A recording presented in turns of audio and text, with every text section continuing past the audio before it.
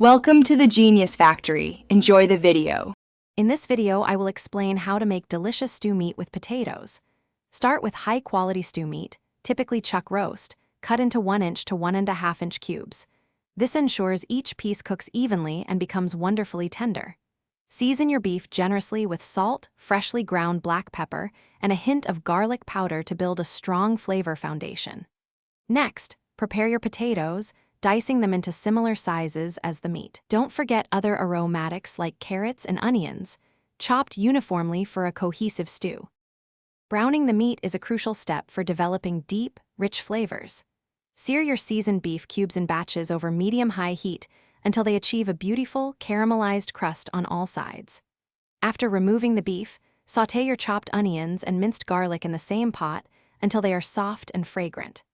Then, deglaze the pot with about 1 cup of red wine or beef broth, scraping up all those delicious brown bits from the bottom. Stir in 1 tablespoon of tomato paste for extra richness.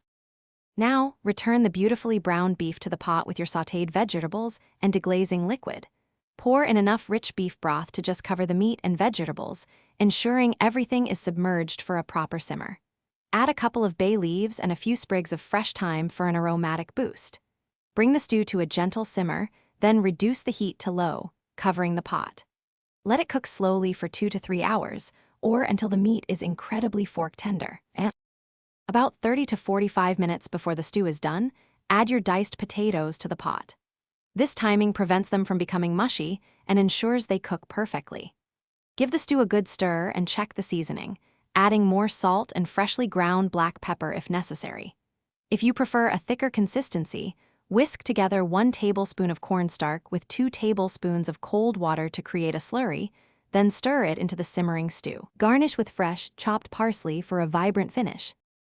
Thanks for watching. If you found this helpful, don't forget to like and subscribe.